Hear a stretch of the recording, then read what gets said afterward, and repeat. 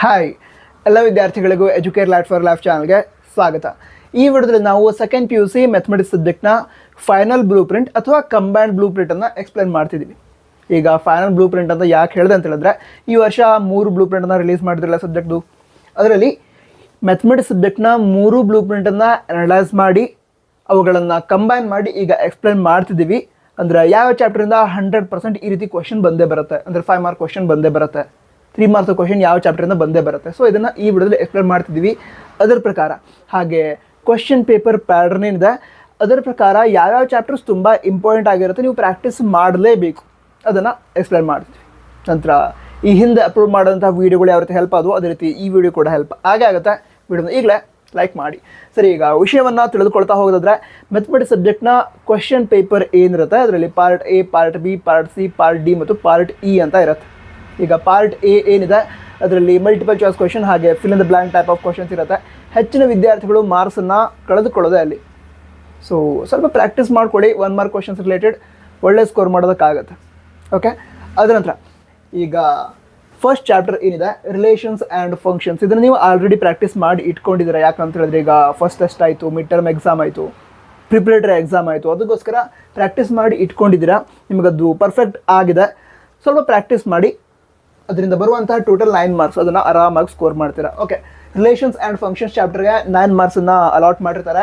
ನಂತರ ಈ ಚಾಪ್ಟರ್ ಏನಿದೆ ಇದರಿಂದ 5 ಮಾರ್ಕ್ಸ್ ಒಂದು ಕ್ವಶನ್ 100% ಬಂದೇ ಬರುತ್ತೆ. ಇಲ್ಲಿ ಸ್ಟಾರ್ ಮಾರ್ಕ್ ಹಾಕಿದ್ರಲ್ವಾ, ಅದರ ಮೀನಿಂಗ್ ಅಂತ ಹೇಳಿದ್ರೆ 100% ಆ ಚಾಪ್ಟರಿಂದ ಅಂದರೆ ಈಗ 5 ಮಾರ್ಕ್ ಕ್ವಶನ್ ಬಂದೇ ಬರುತ್ತೆ ಅಂತ ಆಯಿತು. ನಂತರ ಇಲ್ಲಿ 1 ಬರೆದು ಸ್ಟಾರ್ ಬರೆದು ಅಂತ ಹೇಳಿದ್ರೆ 3 ಮಾರ್ಕ್ಸು ಕೂಡ ಒಂದು ಕ್ವಶನ್ 100% ಬಂದೇ ಬರುತ್ತೆ ಅಂತ. ಓಕೆ, ಹಾಗಿದ್ರೆ ರಿಲೇಷನ್ಸ್ ಆ್ಯಂಡ್ ಫಂಕ್ಷನ್ಸ್ ಅದಕ್ಕೆ ಟೋಟಲ್ 9 ಮಾರ್ಕ್ಸ್ ಇರುತ್ತೆ. 5 ಮಾರ್ಕ್ಸ್ ಒಂದು ಕ್ವಶನ್ ಬರುತ್ತೆ, 3 ಮಾರ್ಕ್ಸ್ ಒಂದು ಕ್ವಶನ್ ಬರುತ್ತೆ, ಹಾಗೆ 1 ಮಾರ್ಕ್ಸ್ನ ಒಂದು ಕ್ವಶನ್ ಬರುತ್ತೆ. ಅದಂತರ ಇನ್ವರ್ಸ್ ಟ್ರಿಗ್ನೋಮೆಟ್ರಿಕ್ ಫಂಕ್ಷನ್ಸ್, ಇದಕ್ಕೆ 6 ಮಾರ್ಕ್ಸ್ ಅಲಾಟ್ ಆಗಿದ್ದಿರುತ್ತೆ. ಈ ಚಾಪ್ಟರ್ನಿಂದ 3 ಮಾರ್ಕ್ಸ್ ಒಂದು ಕ್ವಶನ್ ಬರುತ್ತೆ, 3 ಮಾರ್ಕ್ಸ್ ಬರದೇ ಇದ್ರೆ 2 ಮಾರ್ಕ್ಸ್ ಒಂದು ಕ್ವಶನ್ ಬರುತ್ತೆ. ನಂತರ 1 ಮಾರ್ಕ್ಸ್ನ 2ರಿಂದ 3 ಕ್ವಶನ್ ಈ ಚಾಪ್ಟರಿಂದ ಬರುತ್ತೆ. ಸೊ 2 ಮಾರ್ಕ್ಸ್ 3 ಮಾರ್ಕ್ಸ್ ರಿಲೇಟೆಡ್ ತುಂಬ important chapter inverse trigonometric function. So practice ಮಾಡಿ ಇಟ್ಕೊಳ್ರಿ. ಯಾಕಂತ ಹೇಳಿದ್ರೆ ಈ ವರ್ಷ ಆಪ್ಷನ್ಸನ್ನು ರಿಡ್ಯೂಸ್ ಮಾಡಿದ್ರೆ, ಅಂದರೆ ಹಿಂದಿನ ವರ್ಷಗಳಲ್ಲಿ ಔಟ್ ಆಫ್ 11 ಆನ್ಸರ್ ಎನಿ 6 ಅಂತ ಕೊಡ್ತಿದ್ರು. ಬಟ್ ಈ ವರ್ಷ ಕ್ವಶನ್ ಪೇಪರ್ ಪ್ಯಾಟರ್ನಲ್ಲಿ ಚೇಂಜಸ್ ಮಾಡಿ ಔಟ್ ಆಫ್ 9 ಆನ್ಸರ್ ಎನಿ 6 ಅಂತ ಕೊಡ್ತಾರೆ. ಅದಕ್ಕೋಸ್ಕರ ಈ ಚಾಪ್ಟರ್ ಏನಿದೆ ಅದನ್ನು ಪ್ರಾಕ್ಟೀಸ್ ಮಾಡಿ ಇಟ್ಕೊಂಡ್ರಿ. 2 ಮಾರ್ಕ್ಸ್ ಆರ್ 3 ಮಾರ್ಕ್ಸ್ ಅದರೊಳಗಡೆ ಹೆಲ್ಪ್ ಮಾಡೇ ಮಾಡುತ್ತೆ. ಓಕೆ, ಅದಂತರ ಇಲ್ಲಿಗ ಮ್ಯಾಟ್ರೈಸಸ್ ಟೋಟಲ್ 9 ಮಾರ್ಕ್ಸ್ ಅಲಾಟ್ ಆಗಿದೆ. 5 ಮಾರ್ಕ್ಸ್ನ ಒಂದು ಕ್ವಶನ್ ಬಂದೇ ಬರುತ್ತೆ. ಅದರ ನಂತರ ಇಲ್ಲೂ ಕೂಡ 3 ಮಾರ್ಕ್ಸ್ನ ಒಂದು ಕ್ವಶನ್ ಅಥವಾ 2 ಮಾರ್ಕ್ಸ್ ಒಂದು ಕ್ವಶನ್ ಕೇಳ್ತಾರೆ. ಅದಕ್ಕೋಸ್ಕರ 5 ಮಾರ್ಕ್ಸ್ ಕ್ವಶನ್ ದೃಷ್ಟಿಯಿಂದ ಹಾಗೆ 2 ಮತ್ತು 3 ಮಾರ್ಕ್ಸ್ ಕ್ವಶನ್ ದೃಷ್ಟಿಯಿಂದ ಈ ಚಾಪ್ಟರ್ ಕೂಡ ಇಂಪಾರ್ಟೆಂಟ್ ಆಗಿರುತ್ತೆ. ಪ್ರಾಕ್ಟೀಸ್ ಮಾಡಿ ಇಟ್ಕೊಂಡಿರಿ. ನಂತರ ಈ ಚಾಪ್ಟರಿಂದ 1ರಿಂದ 2 1 ಮಾರ್ಕ್ಸ್ನ ಕ್ವಶನ್ ಕೂಡ ಕೇಳಬಹುದು. ವಿದ್ಯಾರ್ಥಿಗಳು ಸ್ಕ್ರೀನ್ಶಾಟ್ ತಗೋಬೇಕು. ಬೋರ್ಡಿನ ಸ್ವಲ್ಪ ಸೈಡ್ ಸರಿರಿ ಅಂತ ಹೇಳ್ತಾ ಇದ್ರು, ಸರಿದಿದ್ದೀನಿ. ಸ್ಕ್ರೀನ್ಶಾಟ್ ತಗೋಬೇಕು ಅಂತ ಹೇಳಿದ್ರೆ ತಗೊಳ್ಳಿ, ಆಯಿತಾ? ಓಕೆ, ಅದ್ರ ನೆಕ್ಸ್ಟ್ ಡಿಟರ್ಮಿನೆಂಟ್ಸ್, ಇದಕ್ಕೆ 12 ಮಾರ್ಕ್ಸ್ ಅಲಾಟ್ ಆಗಿದ್ದಿರುತ್ತೆ. ಈ ಚಾಪ್ಟರ್ ಇಂಪಾರ್ಟೆಂಟ್ ಆಗಿರುತ್ತೆ. ಯಾಕಂತ ಹೇಳಿದ್ರೆ 4 ಮಾರ್ಕ್ಸ್ನ ಒಂದು ಕ್ವಶನ್ ಬರುತ್ತೆ. ಪಾರ್ಟ್ E ಏನಿದೆ ಅದರಲ್ಲಿ 4 ಮಾರ್ಕ್ಸ್ ಒಂದು ಕ್ವಶನ್ ಬರುತ್ತೆ. ನಂತರ 5 ಮಾರ್ಕ್ಸ್ ಒಂದು ಕ್ವಶನ್ 100% ಬರುತ್ತೆ. ನಂತರ 2 ಮಾರ್ಕ್ಸ್ನ ಕ್ವಶನ್ ಹಾಗೆ 1 ಮಾರ್ಕ್ಸ್ನ 2 ಕ್ವಶನ್ ಈ ಒಂದು ಚಾಪ್ಟರ್ ಏನಿದೆ ಡಿಟರ್ಮಿನೆಂಟ್ಸ್ ಇದರಿಂದ ಬರ್ಬೋದು. ಅದರ ನಂತರ ಕಂಟಿನ್ಯೂಟಿ ಆ್ಯಂಡ್ ಡಿಫ್ರೆನ್ಷಿಯಾಬಿಲಿಟಿ, ಈ ಚಾಪ್ಟರಿಂದ ಕೂಡ ಏನು ಟೋಟಲ್ 17 ಮಾರ್ಕ್ಸ್ ಅಲಾಟ್ ಆಗಿದೆ. ಅದಕ್ಕೆ ಕಂಟಿನ್ಯೂಟಿ ಆ್ಯಂಡ್ ಡಿಫ್ರೆನ್ಷಿಯಾಬಿಲಿಟಿಗೆ ಇದರಿಂದ 4 ಮಾರ್ಕ್ಸ್ ಒಂದು ಕ್ವಶನ್ ಬರುತ್ತೆ. ನಂತರ 5 ಮಾರ್ಕ್ಸ್ನ ಒಂದು ಕ್ವಶನ್ ಬರುತ್ತೆ 100%, ಅದು ಕೂಡ 3 ಮಾರ್ಕ್ಸ್ ಒಂದು ಕ್ವಶನ್, 2 ಮಾರ್ಕ್ಸ್ನ ಒಂದು ಕ್ವಶನ್ 100% ಬರುತ್ತೆ. ನಂತರ 1 ಮಾರ್ಕ್ಸ್ನ 2ರಿಂದ 3 ಕ್ವಶನ್ ಕೂಡ ಬರುತ್ತೆ. ಅದಕ್ಕೋಸ್ಕರ ಈ ಚಾಪ್ಟರ್ ಏನಿದೆ ಕಂಟಿನ್ಯೂಟಿ ಆ್ಯಂಡ್ ಡಿಫ್ರೆನ್ಷಿಯಾಬಿಲಿಟಿ ಯಾವುದೇ ಕಾರಣಕ್ಕೂ ಸ್ಕಿಪ್ ಮಾಡೋದಕ್ಕೆ ಹೋಗಬೇಡಿ, ಪರ್ಫೆಕ್ಟ್ ಮಾಡ್ಕೊಳ್ಳಿ. ಯಾಕಂದರೆ ಇದೊಂದು ಚಾಪ್ಟರ್ ಪರ್ಫೆಕ್ಟ್ ಆದರೆ 17 ಮಾರ್ಕ್ಸ್ ಅಂತೂ ಬರುತ್ತೆ. ಅದ್ರ ಜೊತೆಗೇ ಈಗ ಏನು 4 ಮಾರ್ಕ್ಸ್ನ ಒಂದು ಕ್ವಶನ್ ಆನ್ಸರ್ ಮಾಡಬೇಕು, ಕಂಪಲ್ಸರಿ ಆನ್ಸರ್ ಮಾಡಬೇಕು, ಅದು ಕೂಡ ಆನ್ಸರ್ ಮಾಡ್ಬೋದು. 5 ಮಾರ್ಕ್ಸ್ನ ಕ್ವಶನ್ ಟೋಟಲ್ 7 ಇರುತ್ತೆ. ಪಾರ್ಟ್ D ಅಲ್ಲಿ ಟೋಟಲ್ 7 ಕ್ವಶನ್ ಇರುತ್ತೆ. ಅದ್ರೊಳಗಡೆ 4ಕ್ಕೆ ಆನ್ಸರ್ ಮಾಡಬೇಕು. ಸೊ ಅದರಲ್ಲೂ ಕೂಡ ಒಂದು ಕ್ವಶನ್ ಕವರ್ ಆಗುತ್ತೆ. 3 ಮಾರ್ಕ್ಸ್ ಒಂದು ಕ್ವಶನ್ ಕೂಡ ಕವರ್ ಆಗುತ್ತೆ. 2 ಮಾರ್ಕ್ಸ್ ಒಂದು ಕ್ವಶನ್ ಕೂಡ ಕವರ್ ಆಗುತ್ತೆ.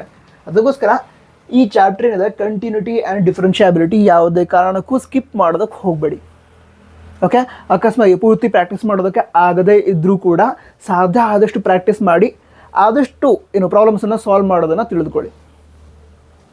ನಾನು ಹೇಳೋದು ಯಾವುದೇ ರೀತಿಯಲ್ಲೂ ಕೂಡ ಯಾವುದೇ ಕ್ವಶನ್ ಕೂಡ ಸ್ಕಿಪ್ ಆಗಬಾರ್ದು. ಆ ರೀತಿ ಪ್ರಾಕ್ಟೀಸ್ ಮಾಡ್ಕೊಳ್ಳಿ, ಆರಾಮಾಗಿ ಒಳ್ಳೆ ಸ್ಕೋರ್ ಆಗುತ್ತೆ. ಅದಂತರ ಅಪ್ಲಿಕೇಶನ್ಸ್ ಆಫ್ ಡೆರಿವೇಟಿವ್ಸ್ 8 ಮಾರ್ಕ್ಸ್ ಇದೆ. ನಂತರ ಈ ಚಾಪ್ಟರ್ ಇದರಿಂದ 3 ಮಾರ್ಕ್ಸ್ ಒಂದು ಕ್ವಶನ್ 100% ಬರುತ್ತೆ, 2 ಮಾರ್ಕ್ಸ್ ಒಂದು ಕ್ವಶನ್ 100% ಬರುತ್ತೆ, ಹಾಗೆ 2ರಿಂದ 3 1 ಮಾರ್ಕ್ಸ್ನ ಕ್ವಶನ್ ಕೂಡ ಬರುತ್ತೆ. ಅದಕ್ಕೋಸ್ಕರ 2 ಮಾರ್ಕ್ಸ್ ಹಾಗೆ 3 ಮಾರ್ಕ್ಸ್ ಕ್ವಶನ್ಸ್ ಏನಿರುತ್ತೆ ಅದರ ದೃಷ್ಟಿಯಿಂದ ಈ ಅಪ್ಲಿಕೇಶನ್ಸ್ ಆಫ್ ಡೆರಿವೇಟಿವ್ಸ್ ಈ ಚಾಪ್ಟರ್ ಇಂಪಾರ್ಟೆಂಟ್ ಆಗಿರುತ್ತೆ.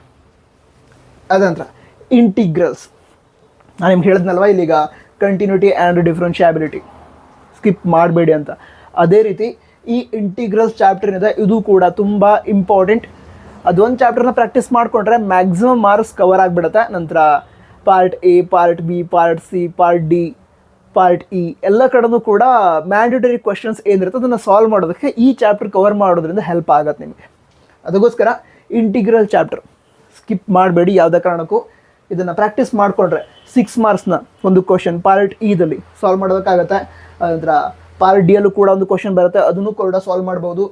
ನಂತರ 3 ಮಾರ್ಕ್ಸ್ ಒಂದು ಕ್ವಶನ್ 100% ಬರುತ್ತೆ, 2 ಮಾರ್ಕ್ಸ್ ಒಂದು ಕ್ವಶನ್ 100% ಬರುತ್ತೆ, ಎಲ್ಲ ಸಾಲ್ವ್ ಮಾಡ್ಬೋದು. ಹಾಗೆ 2ರಿಂದ 3 ಮಲ್ಟಿಪಲ್ ಚಾಯ್ಸ್ ಕ್ವಶನ್ ಅಥವಾ FIB ಅಲ್ಲಿ ಕ್ವಶನ್ ಬರುತ್ತೆ. ಸೊ ಅಲ್ಲಿ ಕೂಡ ಒಂದು ಮಾರ್ಕ್ಸ್ನ 2 to 3 ಕ್ವಶನ್ ಕೂಡ ಸಾಲ್ವ್ ಮಾಡ್ಬೋದು. ಅದಕ್ಕೋಸ್ಕರ ಇಂಪಾರ್ಟೆಂಟ್ ಚಾಪ್ಟರ್ಸ್ ಯಾವುದು ಕಂಟಿನ್ಯೂಟಿ ಆ್ಯಂಡ್ ಡಿಫ್ರೆನ್ಷಿಯಾಬಿಲಿಟಿ ಮತ್ತು ಇಂಟಿಗ್ರಲ್ಸ್ ಪರ್ಫೆಕ್ಟ್ ಮಾಡ್ಕೊಳ್ಳಿ. ಸ್ವಲ್ಪ ಪ್ರಾಕ್ಟೀಸ್ ಬೇಕು, ಯಾಕಂತ ಹೇಳಿದ್ರೆ ಈ ಚಾಪ್ಟ್ರಿಂದ ಪ್ರಾಬ್ಲಮ್ಸ್ ಏನಿದೆ ಬೇರೆ ಬೇರೆ ರೀತಿಯಲ್ಲಿ ಕೇಳಬಹುದು. ಬಟ್ ನೀವು ಪ್ರಾಕ್ಟೀಸ್ ಮಾಡಿಕೊಂಡ್ರೆ PYQಸನ್ನು ಸಾಲ್ವ್ ಮಾಡಿ ಪ್ರಾಕ್ಟೀಸ್ ಮಾಡ್ಕೊಂಡಿದ್ದೀರಾ, ಮಾಡೆಲ್ ಕಾನ್ಸೆಪ್ಟ್ಸನ್ನು ಸಾಲ್ವ್ ಮಾಡಿ ಪ್ರಾಕ್ಟೀಸ್ ಮಾಡ್ಕೊಂಡಿದ್ದೀರಾ, ಕ್ಲಾಸಲ್ಲಿ ಏನು ಪ್ರಾಬ್ಲಮ್ಸನ್ನು ಸಾಲ್ವ್ ಮಾಡಿರ್ತಾರೆ, ಎಲ್ಲ ಸ್ಟೆಪ್ಸನ್ನು ಕರೆಕ್ಟಾಗಿ ಅರ್ಥ ಮಾಡ್ಕೊಂಡಿದ್ರೆ ಎಕ್ಸಾಮ್ ಬರುವಂತಹ ಕ್ವಶನ್ಸ್ ಕೂಡ ಆರಾಮಾಗಿ ಸಾಲ್ವ್ ಮಾಡ್ತೀರಾ. ಓಕೆ, ಸೊ ಪ್ರಾಕ್ಟೀಸ್ ಮಾಡ್ಕೊಳ್ಳಿ. ಅದಂತರ ನೆಕ್ಸ್ಟ್ ಯಾವುದು ಅಪ್ಲಿಕೇಶನ್ಸ್ ಆಫ್ ಇಂಟಿಗ್ರಲ್ಸ್. ಈಗ ಇಂಟಿಗ್ರಲ್ಸ್ ಪ್ರಾಕ್ಟೀಸ್ ಮಾಡ್ಕೊಂಡಿದೆ ಅಂತ ಹೇಳಿದ್ರೆ ಅಪ್ಲಿಕೇಶನ್ ಆಫ್ ಇಂಟಿಗ್ರಲ್ಸ್ ಕೂಡ ಈಸಿನೇ ಆಗುತ್ತೆ. ನಂತರ ಈ ಅಪ್ಲಿಕೇಶನ್ಸ್ ಆಫ್ ಇಂಟಿಗ್ರಲ್ಸ್ ಏನಿದೆ ಈ ಚಾಪ್ಟರಿಂದ 5 ಮಾರ್ಕ್ಸ್ನ ಕ್ವಶನ್ ಬರೋ ಚಾನ್ಸಸ್ ಇದೆ. ಇಲ್ಲ ನಾನು ಸ್ಟಾರ್ ಮಾರ್ಕ್ ಹಾಕಿಲ್ಲ, ಯಾಕಂತ ಹೇಳಿದ್ರೆ 100% ಬರೋದು ಅಂತ ಹೇಳೋದಕ್ಕಾಗಲ್ಲ, ಬರೋ ಚಾನ್ಸಸ್ ಇದೆ. ಓಕೆ, ಅದರ ನಂತರ ಇಲ್ಲಿಗ ಯಾವುದು ಡಿಫರೆನ್ಷಿಯಲ್ ಇಕ್ವೇಷನ್ಸ್ ಟೋಟಲ್ 8 ಮಾರ್ಕ್ಸ್ ಇದೆ ಈ ಚಾಪ್ಟರ್ಗೆ. ಇದರಿಂದ 5 ಮಾರ್ಕ್ಸ್ನ ಒಂದು ಕ್ವಶನ್ 100% ಬರುತ್ತೆ, ಹಾಗೆ 2 ಮಾರ್ಕ್ಸ್ನ ಒಂದು ಕ್ವಶನ್ 100% ಬರುತ್ತೆ. ಅದಕ್ಕೋಸ್ಕರ ಡಿಫರೆನ್ಷಿಯಲ್ ಇಕ್ವೇಷನ್ಸ್ 5 ಮಾರ್ಕ್ಸ್ ಹಾಗೆ 2 ಮಾರ್ಕ್ಸ್ ದೃಷ್ಟಿಯಿಂದ ಇಂಪಾರ್ಟೆಂಟ್, ಪ್ರಾಕ್ಟೀಸ್ ಮಾಡ್ಕೊಳ್ಳಿ. ಅದರ ನೆಕ್ಸ್ಟ್ ಇಲ್ಲಿಗ ವೆಕ್ಟರ್ ಅಲ್ಜೆಬ್ರಾ 8 ಮಾರ್ಕ್ಸ್ ಅಲೌಟ್ ಆಗಿದ್ದಿರುತ್ತೆ. ಈ ಚಾಪ್ಟರ್ನಿಂದ 3 ಮಾರ್ಕ್ಸ್ನ ಒಂದು ಕ್ವಶನ್ 2 ಮಾರ್ಕ್ಸ್ನ ಒಂದು ಕ್ವಶನ್ ಬರುತ್ತೆ, 100% ಬರುತ್ತೆ. ಸ್ಟಾರ್ ಮಾರ್ಕ್ ಹಾಕಿರೋ ಮೀನಿಂಗ್ ಏನು 100% ಬರುತ್ತೆ ಅಂತ. ಸೊ ಈ ಚಾಪ್ಟರ್ ಕೂಡ ಯಾವುದು ವೆಕ್ಟರ್ ಅಲ್ಜೆಬ್ರಾ ಇಂಪಾರ್ಟೆಂಟ್, ಪ್ರಾಕ್ಟೀಸ್ ಮಾಡ್ಕೊಳ್ಳಿ. ನೆಕ್ಸ್ಟ್ ಯಾವುದು 3D ಜಾಮೆಟ್ರಿ 6 ಮಾರ್ಕ್ಸ್ ಅಲೌಟ್ ಆಗಿದ್ದಿರುತ್ತೆ. 3 ಮಾರ್ಕ್ಸ್ನ ಒಂದು ಕ್ವಶನ್ 100% ಬರುತ್ತೆ. ಅದನಂತರ 2 ಮಾರ್ಕ್ಸ್ ಒಂದು ಕ್ವಶನ್ ಹಾಗೆ 1 ಮಾರ್ಕ್ಸ್ನ 2ರಿಂದ 3 ಕ್ವಶನ್ ಬರೋ ಚಾನ್ಸಸ್ ಇರುತ್ತೆ. ಅದನಂತರ ಲೀನಿಯರ್ ಪ್ರೋಗ್ರಾಮಿಂಗ್ ಈ ಚಾಪ್ಟರ್ಗೆ 6 ಮಾರ್ಕ್ಸ್ ಅಲೌಟ್ ಆಗಿದೆ. 6 ಮಾರ್ಕ್ಸ್ನ ಕ್ವಶನ್ನೇ ಬರೋದ್ರಿಂದ ಬೇರೆ ಯಾವುದೂ ಕ್ವಶನ್ ಬರೋಲ್ಲ, 6 ಮಾರ್ಕ್ಸ್ ಒಂದು ಕ್ವಶನ್ ಬರುತ್ತೆ. ಸೊ ಇಲ್ಲಿಗೆ ನೀವು ಇಂಟಿಗ್ರಲ್ಸ್ ಪರ್ಫೆಕ್ಟ್ ಮಾಡ್ಕೊಂಡ್ರಿ ಅಂತ ಹೇಳಿದ್ರೆ ನಿಮಗೆ ಪ್ರಾಕ್ಟೀಸ್ ಮಾಡೋದಕ್ಕೆ ಟೈಮ್ ಇಲ್ಲ. ಆ ರೀತಿ ಇದ್ದಾಗ ಬೇಕಿದ್ರೆ ಈ ಯಾವುದು ಲೀನಿಯರ್ ಪ್ರೋಗ್ರಾಮಿಂಗ್ LPP ಅದನ್ನು ಬೇಕಿದ್ರೆ ಸ್ಕಿಪ್ ಮಾಡಬಹುದು. ಮಾಡಿ ಅಂತ ಹೇಳ್ತಾರಲ್ಲ, ಯಾವುದನ್ನು ಸ್ಕಿಪ್ ಮಾಡಬಾರ್ದು, ಎಲ್ಲ ಪ್ರಾಕ್ಟೀಸ್ ಮಾಡ್ಕೊಂಡು ಹೋಗಬೇಕು. ಅಕಸ್ಮಾತ್ ನಿಮಗೆ ಕವರ್ ಮಾಡೋದಕ್ಕೆ ಟೈಮ್ ಇಲ್ಲ, ಆಗ್ತಾ ಇಲ್ಲ ಅಂತ ಹೇಳಿದಾಗ ಈ ಲೀನಿಯರ್ ಪ್ರೋಗ್ರಾಮಿಂಗ್ ಬೇಕಿದ್ರೆ ಸ್ಕಿಪ್ ಮಾಡಿ. ಬಟ್ ಇಂಟಿಗ್ರಲ್ಸ್ ಯಾವುದೇ ಕಾರಣಕ್ಕೂ ಸ್ಕಿಪ್ ಮಾಡೋದಕ್ಕೆ ಹೋಗಬೇಡಿ. 18 ಮಾರ್ಕ್ಸ್ ಇದೆ. ಅದರ ನೆಕ್ಸ್ಟ್ ಯಾವುದು ಪ್ರೊಬ್ಯಾಬಿಲಿಟಿ ಈ ಚಾಪ್ಟರ್ಗೆ 8 ಮಾರ್ಕ್ಸ್ ಅಲೌಟ್ ಆಗಿದ್ದಿದೆ. ಇಲ್ಲಿ ಶಾರ್ಟ್ ಆನ್ಸರ್ಸ್ ಏನಿದೆ ಅಥವಾ 3 ಮಾರ್ಕ್ಸ್ ಹಾಗೆ 2 ಮಾರ್ಕ್ಸ್ನ ಕ್ವಶನ್ ಬರುತ್ತೆ. ಅದನಂತರ 1 ಮಾರ್ಕ್ಸ್ನ 2ರಿಂದ 3 ಕ್ವಶನ್ ಬರುತ್ತೆ. ಸೊ ಈ ರೀತಿ ಬ್ಲೂ ಪ್ರಿಂಟ್ ಇದೆ. ಅದರ ನಂತರ ಪಾರ್ಟ್ ಸಿದಲ್ಲೂ ಕೂಡ 3 ಮಾರ್ಕ್ಸ್ನ ಕ್ವಶನ್ ಅಲ್ಲೂ ಕೂಡ ಔಟ್ ಆಫ್ 9 ಆನ್ಸರ್ ಎನಿ 6 ಅಂತ ಕೊಟ್ಟಿರ್ತಾರೆ. ಮಿನಿಮಮ್ 6 ಸಾಲ್ವ್ ಮಾಡೋದಕ್ಕೆ ನಿಮ್ಗೆ ಆಗಲೇಬೇಕು. ಓಕೆ, ಹಾಗೆ ಪಾರ್ಟ್ ಡಿ ಏನಿದೆ ಅಲ್ಲೂ ಕೂಡ 7 ಕ್ವಶನ್ಸ್ ಕೊಟ್ಟಿರ್ತಾರೆ, ಪ್ರಾಬ್ಲಮ್ಸ್ ಕೊಟ್ಟಿರ್ತಾರೆ, ಅದರೊಳಗಡೆ 4 ನೀವು ಸಾಲ್ವ್ ಮಾಡಬೇಕು. ಈ ರೀತಿ ಇರುತ್ತೆ. ಅದಕ್ಕೋಸ್ಕರ ಎಲ್ಲ ಮ್ಯಾಂಡೇಟರಿ ಕ್ವಶನ್ಸ್ ನೀವು ಸಾಲ್ವ್ ಮಾಡಲೇಬೇಕಾದ ಕ್ವಶನ್ಸ್ ಏನಿದೆ ಅವುಗಳನ್ನು ಸಾಲ್ವ್ ಮಾಡೋದಕ್ಕೆ ನಿಮ್ಗೆ ಬರಬೇಕು. ಮೊದಲಿಗೆ ಅದನ್ನು ಕವರ್ ಮಾಡ್ಕೊಳ್ಳಿ. ಅದು ಕವರ್ ಆದಮೇಲೆ ಎಲ್ಲವನ್ನೂ ಕೂಡ ಅಂದರೆ ಬೇರೆ ಬೇರೆ ಕ್ವಶನ್ಸ್ ಏನಿದೆ ಅವುಗಳನ್ನು ಕೂಡ ಸಾಲ್ವ್ ಮಾಡ್ತಾ ಹೋಗಿ. ನಿಮಗೆ ಹೆಚ್ಚಿನದಾಗಿ ಹೆಲ್ಪ್ ಮಾಡೋದು ಅಂತ ಹೇಳಿದ್ರೆ PYQಸನ್ನು ಸಾಲ್ವ್ ಮಾಡೋದು, ಮಾಡೆಲ್ ಪೇಪರ್ ಸಾಲ್ವ್ ಮಾಡೋದು. ಹಾಗೆ ಈಗ ಪ್ರಿಪರೇಟರಿ ಎಕ್ಸಾಮ್ ಆಯಿತು, ಬೇರೆ ಬೇರೆ ಡಿಸ್ಟ್ರಿಕ್ಟ್ನ ಕ್ವಶನ್ ಪೇಪರ್ಸ್ ಅವೈಲೇಬಲ್ ಇದ್ದರೆ ನಿಮಗೆ ಸಿಗ್ತದೆ ಅಂತ ಹೇಳಿದರೆ ಅದನ್ನು ಕಲೆಕ್ಟ್ ಮಾಡ್ಕೊಂಡು ಸಾಲ್ವ್ ಮಾಡಿ. ನಿಮ್ಮ ಎಕ್ಸಾಮ್ ಪ್ರಿಪ್ರೇಷನ್ಗೆ ಹೆಲ್ಪ್ ಮಾಡುತ್ತೆ.